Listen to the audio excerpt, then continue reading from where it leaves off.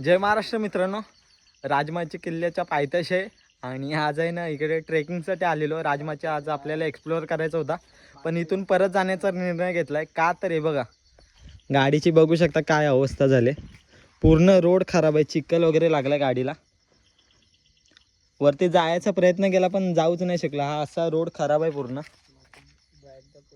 दोन बाईक आहेत आणि आपले मेन रायडर इकडे अजय कदम. काय सांगा? लय भयानक. हा लय भयानक खरं सांगतो. बाईक वाल्याने पावसाळ्यात एवढे बाईक काय 4 व्हीलर वाल्याने पण येऊ नये आणि ट्रॅव्हल्स वाल्याने पण येऊ नये. पूर्ण रोड खराब आहे बघा, असं पूर्ण चिखल लागलाय. थार घेऊन या 4x4. ती पण नाही.